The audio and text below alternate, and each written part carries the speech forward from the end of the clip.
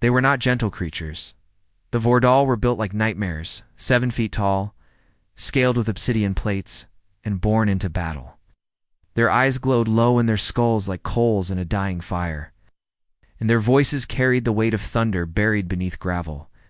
They were a warrior race in every fiber of their being. Every breath was measured, every scar remembered, every death Ri2 allusion, and yet among them walked a man, not a hybrid, not an experiment, just a man, human, soft by comparison, slower, smaller, lacking the fangs, claws, or fused bone armor that came naturally to the Vordal. He was known as Corporal Elias. Rourke? They did not speak his name with reverence. They didn't mock him either. They simply didn't speak it. He was tolerated, accepted to a degree.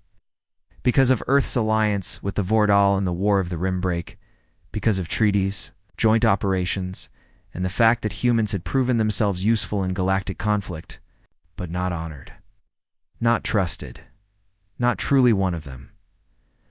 The Vordal believed that no being was truly Vordal until they had earned their blood claws, the rite of passage that stripped a warrior to their essence and forged them anew. Claws of living, metal grown from ancient technology and bonded directly to the warrior's nervous system. It wasn't a rank, it was a truth. Those who bore, the blood claws had become. Those who failed to earn them, they never returned. And no off-worlder had ever attempted the trial, because the trial wasn't meant for anyone else. Elias knew this. He had served with the Vordal for 2 years, long enough to watch recruits go silent after returning from the trial, long enough to see warriors with 1,000 victories bow to those who wore the claws, long enough to understand that what they respected wasn't brute strength, it was pain endured. It was the forging of the spirit through agony, hallucination, and isolation. And it was something Elias could not ask to join. Only Vordal could be chosen. But then came Karathath. Karathath had been Rourke's commander, a legend among his kind, old, wise, brutal, and strangely kind to the human. He had once told Elias in a quiet moment over a flame pit, "You bleed like us, but you do not break like us." And Karath fell in battle, the right demanded. That his brothers carry out his final wishes, and among his final words was a name, Elias. Rourke, no one understood why, not even Elias. But tradition was law, and so the choice was made. The elders gathered in their hollow mountain temple. They summoned. Rourke presented him with a black stone, smooth, cold, etched with red veins. "You are not of our blood," one elder growled. "You are not bound by our ways. You may turn back now." Rourke looked at the stone. Then he picked it up. "I know, a pause, but I'm going anyway." The chamber fell silent, and in that silence something shifted. They didn't cheer, didn't nod, they just stepped aside. Because once the stone was accepted, the path was set. In 3 days, he would be dropped on Varnek's Reach the Trial World. No comms, no medkits, no help, only the world and what waited on it. If he survived, 7 days, the blood claws would rise from the earth and accept him. If he failed, his bones would rest in the stone among the others who dared and died. Among monsters, he had walked alone. Now he would walk through fire. There are no volunteers. That was the first thing they told him. The blood claws didn't accept warriors simply because they wanted glory. They didn't reward ambition. They didn't care for courage alone. The trial was ancient, and older than even the Vordal remembered. It chose who was ready, and it killed the rest. The ritual began 2 days before Elias was sent to the surface. He was taken to the Temple of Cinderbones, a place carved from volcanic glass deep inside the mountains of Morithkul. There he was stripped of his armor, not just his gear, everything. Weapons, tools, even the small locket he kept tucked under his collar. With a faded photo of his sister, he stood bare in front of the flame circle, surrounded by warriors who had survived the trial. Their eyes were lined with silver. Their fingers ended in metal curved like knives, alive and twitching, not grafted, but grown into them. The blood claws' no 2 sets looked the same. Each was shaped by the path the warrior took. The more pain endured, the deeper the bond. Some were elegant, others brutal. One warrior's claws were barbed, coiling down his forearm like a serpent. Another's were simple and smooth but never dulled. Elias was not told what to expect, because no one was ever told. Every trial was different. The planet changed. The beasts changed. Even the air sometimes turned against the one taking the walk. It wasn't just the world. It was the trial itself, its sentient force, according to the Vordal, forged from old tech and older gods. It saw you. It knew you. And it broke you the way only you could break. Elias was given a single item, a blade. Long curved, with no edge, yet somehow sharp. Made from bone-infused alloy. It wasn't meant to kill. It was meant to survive. At the threshold of the mountain gate, one of the elders approached him, tall, towering. His own claws hissed faintly, curling and uncurling like breathing lungs. He spoke in a deep tongue, but the meaning came clear enough. If you fight to prove your strength, you will die. If you fight to gain glory, you will die. If you fight because you are afraid, you will die slowly. Elias nodded. I'm not here to prove anything, he said. Why do you walk this path off-worlder? Elias looked out toward the horizon where the red clouds twisted above Varnek's reach. Because I was given the chance. There was no ceremony, no music, no fire, no crowd, just the sound of a single horn, blown once, sharp and short, and then he stepped onto the dropship. The Vordal did not wish him luck. They didn't clap him on the back or speak words of honor, because to them he was already dead. But a strange thing happened. As the ship descended through the storm-choked skies of the trial world, as the pilot, a veteran whose claws were jagged, it's like lightning strikes, said something in a whisper. It wasn't meant to be heard. But Elias caught it. If he returns, we'll never be human again. Then the ramp opened, and the world greeted him. Varnek's Reach was no ordinary planet. It wasn't built for survival, it was designed for testing. Acid rain streaked the skies. The air was breathable, but only barely. The ground cracked and hissed under every step. Strange shapes moved through the fogs and mechanical, some organic and unfriendly. He had 7 days, no shelter, no food supply, no map, no rules. If he survived, the blood claws would rise from the heart of the world and accept him. If he died, the planet would reclaim his bones without ceremony. The trial wasn't about defeating an enemy, it was about surviving yourself. That's what the Vordal had never said out loud, that the true enemy wasn't the beasts or the storms. It was what the trial would show you. Your limits, your fear, your deepest truth. Elias took one breath, pulled the blade from his back and began to walk. One step, then another, and behind him, the dropship rose into the poisoned sky, vanishing into the clouds without a trace. He was alone, and the trial had begun. The first step sliced his foot open. The ground looked solid gray rock, dry, cracked. But the second his bare skin touched it, the layer flaked apart into jagged crystal. It wasn't stone. It was glass. Shattered glass, layered for miles, ground into a field of death over centuries of firestorms and seismic shifts. Rourke winced, crouched down, and tore a strip of cloth from his jumpsuit to wrap the wound. Just a few minutes in, it's already bleeding. The trial didn't start with monsters. It started with the ground itself. He limped forward, slowly, carefully. The blade in his hand felt too light for the world around him, like a toy in a war zone. He kept it tight in his grip, knuckles white, teeth clenched. He didn't speak. There was no one to hear him. The sky above was a choking smear of black and rust red. No sun, just glow. Like the inside of a forge, forever burning behind smoke. Wind came in fits and howls, ripping through valleys and scattering ash that burned on contact. Time didn't move the same here. He had no watch, no sun, only the throb of his pulse and the dull ache of thirst growing behind his eyes. By the end of the first day, he had a dozen cuts on his legs and shoulders, one eye half swollen from some kind of spore cloud he'd walked through. The blade had already killed 2 things that tried to burrow into his spine while he slept. White-eyed insects with razors for legs and a hunger for living nerve. There was no rest, no comfort. He found a shallow pit to lie in during the night cycle, if you could call it that. The sky didn't darken, it just slowed. The wind calmed. The heat dropped. That's when the cold came. It wasn't gradual. It was instant. One breath burned. The next froze his lungs. He wrapped himself in the thickest patches of moss he could find. Black, spongy things that oozed a bitter resin. It stung his skin, but it kept him warm enough to survive the night, barely by the time he rose the next cycle. His lips were cracked. His skin blistered. His hands shook. Still he walked, because the trial didn't offer a second chance. You moved forward, or you died on the second day. He reached the spire fields. Mile-high needles of glass and iron growing straight from the ground like skeletal fingers clawing at the sky. Some moved, twisted in the wind, groaned like old trees in a hurricane. He walked between them, careful not to touch.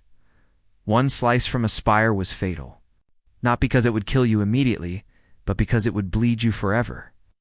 The spires injected something into the wound, something that numbed the flesh but kept the blood flowing. Warriors who stumbled into them were said to die slowly, whispering to themselves as their life soaked the ground. Rourke saw the bones. He stepped over them, didn't look down, didn't let himself think too long, because the moment you slowed, the planet would notice, and the planet didn't give second warnings. The trial wasn't a test. It was a ritual of consumption. Everything that made you soft was burned away. Everything that made you doubt was dragged into the light. On the third day, he screamed, not in pain, in rage. His body was shutting down. His left foot wouldn't flex. He hadn't eaten since drop. The moss he'd chewed gave him energy for a few hours before turning his stomach into a knot of fire. He vomited behind a rusted cliff and kept moving. The sky opened up once during that day, just for a moment, revealed a single blue shard-like, a false memory of home. Then it vanished, swallowed by clouds that pulsed with electric veins. It was enough, not hope. It's just memory. He kept walking. By the fourth day, he stopped counting time. The blade dulled. His senses did too. He saw shapes in the distance, massive ones. Lumbering, crawling. One had too many legs. Another had none, just dragged itself across the terrain like a mountain that refused to be still. He didn't go near them. He didn't. He need to. The trial would bring his test in its own time. For now, the planet was still preparing him, still shaping. Him still breaking him down. And in those endless steps across the bleeding stone, the frost pits, the gas vents that nearly took his breath forever. Elias Rourke began to understand. Something he hadn't before. This wasn't about defeating anything. This wasn't about proving anything. This was about being worthy, not to the Vordev, not even to the blood claws, but to himself. Pain was no longer a warning. It was a rhythm. By the fifth day, Elias Rourke moved like a machine, left too long in the cold, jerking, stumbling, each motion too loud in the silent wind. The muscles in his back had started to tear from the weight of carrying himself alone. His right arm barely lifted above his shoulder. The blade hung from his hand now. It's more a symbol than a weapon. The trial didn't attack in waves. It wore you down. The injuries weren't dramatic. No grand wounds, no severed limbs, just the slow erosion of the human form. One cracked rib at a time. One burned patch of skin. A dozen insect stings that never stopped itching. Lips that no longer bled because they had already split too many times to bother. He hadn't slept in more than brief snatches. The planet didn't allow it. The ground trembled. Always. Soft at first, barely enough to register, and stronger. Enough to keep him from closing his eyes too long. He stopped dreaming. When he did sleep, it was like blinking underwater. Heavy, brief, always interrupted once. He woke with a long thorn buried in his thigh, black, wet, steaming. Pulled it out with a scream that echoed across the basin and scared off the birds. If you could call them birds, they circled him sometimes. Wings like torn sails, eyes like silver coins. They didn't attack. just watched, waiting. The trial broke. You one layer at a time, and it started with the body. He'd lost 2 fingernails now, just fell off during the climb across a ridge of slag-covered stone. The acid winds peeled skin off his forearms. When he blinked, his vision pulsed with red splotches. He hadn't had clean water in over 2 days. He was chewing the moss again, knowing full well it would make him sick, but needing something. To keep him upright, every step came with its own negotiation. Left foot. Right foot, breathe, ignore the cracked ribs, ignore the hunger, ignore screaming nerves in your calves, just move. Because if you stopped, you didn't start again. Somewhere deep down, a quiet part of him wanted to stop, wanted to lie down, breathe, shallowly, and accept that this wasn't a place for humans. That maybe the Vordal were right. That maybe this trial was theirs for a reason. But another part, the part that had signed up for this, that had stood in the Temple of Cinderbones and said, "I'm going anyway," that part wasn't quiet. It burned. It whispered. They didn't ask you to come, but you came anyway. So don't you dare leave this ground until it's taken everything. On the 6th day, he encountered the spine field. No map. No warning. Just stepped over a ridge, and there it was. A valley filled with rows and rows of spearstone. Bone and metal jutting from the ground like broken teeth. He didn't have time to plan a path. The storm behind him was rising again, howling. With pressure, carrying razors of ash and glass, he ran, or tried. He moved as fast as his wrecked body could. His feet cut again, his side grazed, his hip struck by a low shard of metal. That opened him up to the bone. He screamed once, but just once. The rest he buried, gritted, ground his teeth and moved.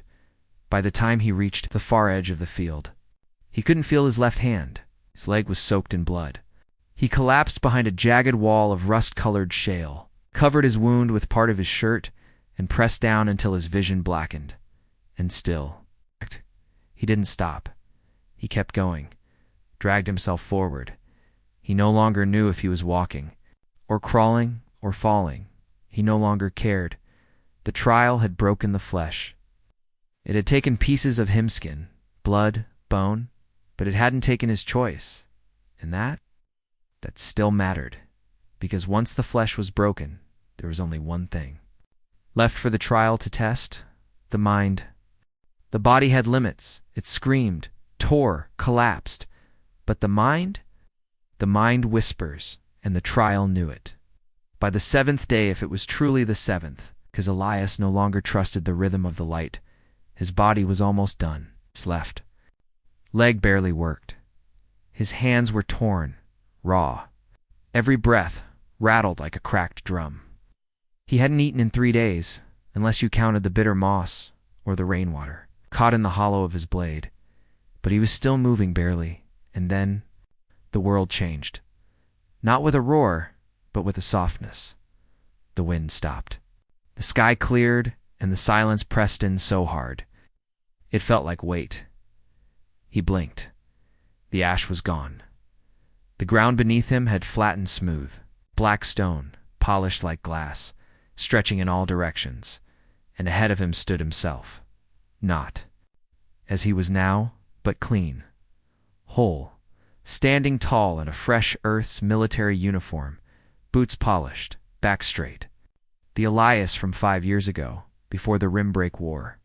Before the crash that left his squad buried in a canyon of fire and dust. Before the guilt, the illusion spoke first. "You don't belong here." Elias said nothing. He knew this wasn't real, but God's. It sounded real. "You didn't earn this path," it continued. "You came here to prove something. And now look at you." The image stepped forward, its face twisted, not angry. Disappointed. "Kareth named you out of pity." "No," Elias rasped. But the image tilted its head. "You think pain makes you worthy, that bleeding on this rock makes you one of them? You don't even know what you're chasing." "I'm not chasing anything," Elias croaked. "Then why are you still here?" And that question, simple, brutal, sank into his chest like a spike. Why was he still here? What had driven him to step into this nightmare? What kept him dragging his broken body across razored ground, through acid storms and nights cold enough? To freeze the marrow? The image shifted, became faces.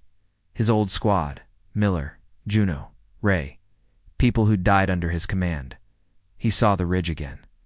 The one he'd led them over. The one he should have scouted first. He heard Miller's last breath. Again, Juno's scream, Ray's silence. He'd carried them for years, and now the trial dragged them back.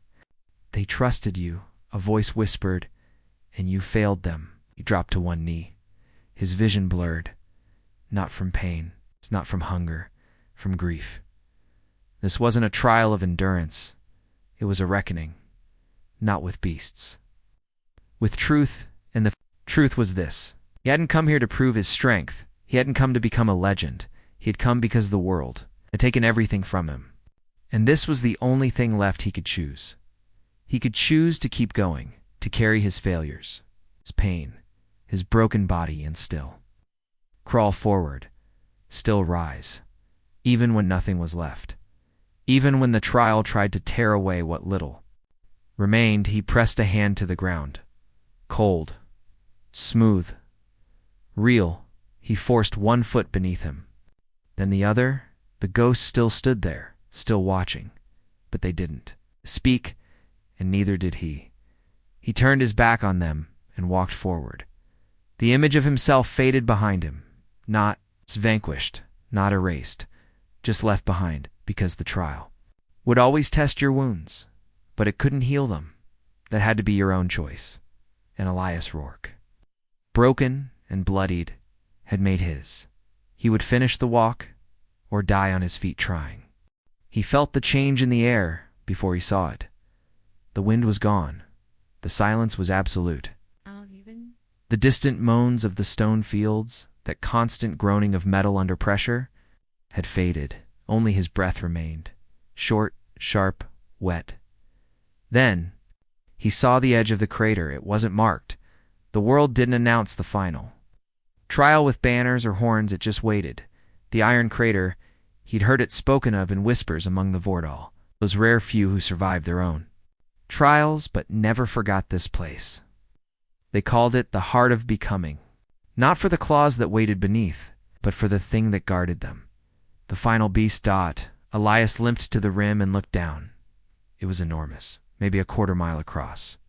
The stone inside was smooth, polished from centuries of movement. Whatever lived here, whatever waited here, had worn the land. Flat with time, there were no bones, no blood, just silence and heat. And at the center, shape it moved, slowly, deliberately, a shadow of metal and flesh, low to the ground with limbs. That didn't match. 4 or 6. It was hard to say. Some walked, some dragged. Some scraped in eyes to many, each glowing a deep, soulless orange. It looked like it had been built for war, but not by design, not by purpose, but by pain. A creature stitched together by the trial itself, part ancient tech, part native beast. All hate. It had no name. It didn't need one because this wasn't a duel. This was judgment. Elias stepped into the crater. His blade shook in his hand. He had no plan, no strength left. It was out of tricks, out of words, out of hope. But he walked. Anyway, and the beast turned. Not fast, but fully. Its head, if it had a head, rose slowly, revealing teeth like jagged obsidian. Its limbs curled beneath it. It began to move, not charging, stalking, as if it knew. This one's different. Elias tightened his grip, then it rushed him, faster than anything that size should be able to move. A blur of limbs, claws, metal, and rage. He rolled dash barely, felt a slash of heat down his spine as one of its limbs grazed him. Hit the ground hard, lost the blade. It skittered across the stone, just out of reach. The beast turned again, slower this time. It was toying with him. He crawled for the blade, but the creature didn't pounce. It watched, waited it. It wanted him to. Fight Dot wanted him to try so it could crush him fully. Elias reached the blade, wrapped, shaking fingers around the hilt, and Rose stood, not tall, not proud, just up, and that was enough. The beast rushed again. He didn't dodge. He ran toward it, screamed not in fear, in defiance at the last second. He dropped to the ground, sliding under the beast's bulk, dragging the blade across one of its legs. It screamed high and sharp, like broken glass howling through metal pipes. It turned too fast, but he was already on its back, somehow ribs broken, vision blurred, but he climbed it, the blade in one hand, the other gripping cables and flesh. It bucked, thrashed, tried to throw him off, and then it reared, threw its full weight into the air and slammed itself down, and that was when he acted Elias. Jammed the blade into the base of its skull. It had lunged above, where the cables met bone. The world cracked. The beast shuddered, roared, and fell. Not all at once, slowly collapsing in on itself, limbs folding, sparks spitting from its back, then stillness. He slid off its side, crawled, collapsed, everything in him wanted to close his eyes to sleep, but he didn't, because the ground beneath him was moving. Stone split, groaned, and from the center of the crater, a circle of black rock rose. From within it, two metal claws emerged, long, curved, shimmering with red light, alive. They hovered there, waiting.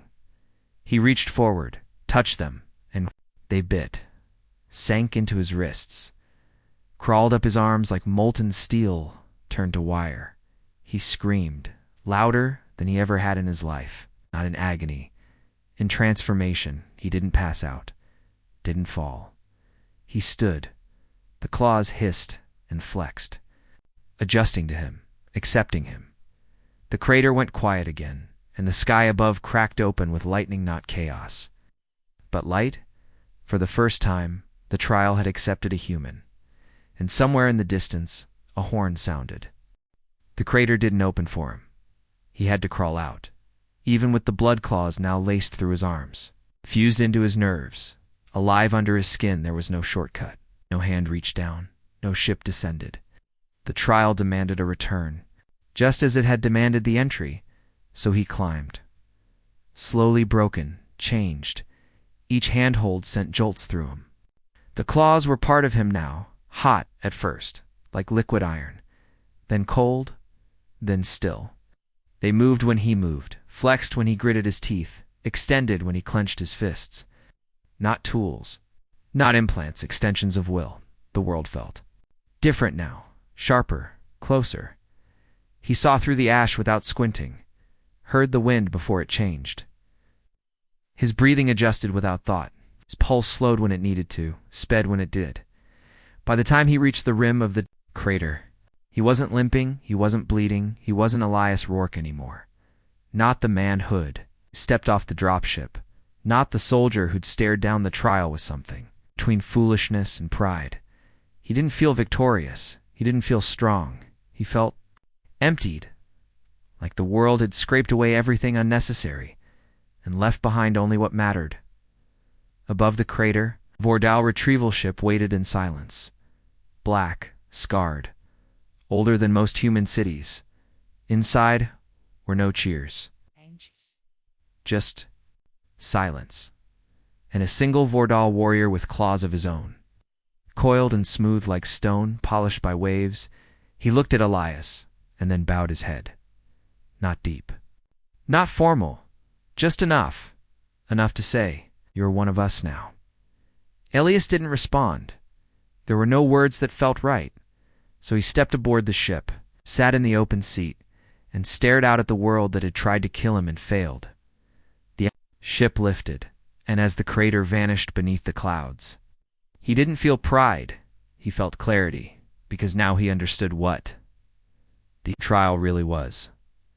It wasn't about strength, not raw power, not dominance. It was about ownership, of pain, of memory, of failure. He remembered the hallucinations, the voices, the image of himself, speaking doubt and disappointment. That voice still lingered. It probably always would, but now it wasn't it was a companion. A scar of the mind to match the ones carved into his skin, by the time the ship reached orbit. Elias had stopped thinking of what he had survived. He started thinking of what came next. When he returned to the mountain temple, the elders didn't ask questions. They didn't offer praise. They didn't need to, because the claws told them everything. He walked through their halls without a word, toward the inner chamber where the trial survivors sat, warriors with blades for hands and silence for voices. They made room for him, not wide, not loud, just enough space, enough to say he belongs here. And when he sat down among them, when the heat of the chamber bathed his skin and the scent of fireroot burned in the air, for the first time in his life he was not a guest, he was not an ally, he was Vorda, not by birth, but by fire, by will, by choice. And somewhere in that silence, with warriors who had once doubted him, now sharing his breath, Elias Rourke felt something human again. Not relief, not peace, but a stillness. The kind that only comes after the storm has taken everything. You're still standing. Stories travel faster than ships, especially the ones no one dares to tell aloud. The story of Elias Rourke, the first human to earn the blood, claw spread not in speeches or records, but in whispers, around fire pits, in training halls. Through the gritted teeth of warriors who'd seen what the trial could do, couldn't believe anyone survived it, let alone a soft-skinned outsider at first. They didn't believe it. Some said he must have cheated. The trial had weakened. That the elders had made an exception. But then they saw him. Standing quietly in the line of claw-bearers, he didn't posture, didn't speak of what he'd done. He simply stood there, claws extended, eyes calm, and the doubt melted. Because warriors. No warriors, and every scar on his body, every inch of the metal that now lived beneath his skin, spoke a truth that words never could. He hadn't earned the claws by fighting like a Vordal. He had earned them by surviving like a human. And that made the difference. Other species had tried to mimic the trial. Some had sent volunteers. Others had studied the terrain, attempted simulations. None succeeded because they treated it like a test. Challenge, something to beat. Rourke hadn't done that. He hadn't tried to defeat. The trial, he had let it break a man, then rebuilt himself inside it. That became the lesson. And in time, the Vordal themselves began to speak of him, not as an outsider, but as something else entirely, brother. Not a word given lightly. Not in their culture, but one that, when spoken, held more weight than a title. Because Elias had stepped into their sacred ground, not to take, not to prove, but to earn. And he had earned more than just the claws. He'd earned silence, the kind that follows those who've seen the edge, have chosen to step forward anyway. Even years later on the fringe colonies, his name would resurface. Do you ever hear about the human who took? The trial didn't happen. I heard it did. I heard he came back with claws. I heard he didn't scream. And in battle, when human soldiers fought alongside Vordal units, they were treated differently, not pampered, not favored, respected, because they came from the same world as him. And when the next generation of Vordal stood before the temple of cinder bones, they did so with a new carving above the archway. A simple phrase etched in both Vordal script and Terran standard. Honor is not given. It is taken, and some come for it from beyond the stars. Elias never returned to Earth. He remained with the Vordal, not because he was running from anything, but because he had become something. Not alien, not other, just more. They gave him no rank, no throne, no great statue, only a place in the circle, a space that would always remain his. And in that space, sometimes young warriors, bold, wild, uncertain, would sit beside him and ask, what was it like? He would never answer in detail. He would never describe the pain. He would only say one thing, voice quiet, eyes distant. It doesn't end when you survive. That's when it begins. Then he'd flex his hands. The claws would shimmer, and the room would fall. Silent again, because they knew what he meant, that the trial never really ends. It lives inside. You sharp waiting, not to hurt, but to remind. And when the stars whisper, the name Elias Rourke, they do so not as a warning, but as a promise that some are born warriors, some are made, and some choose the fire and become it.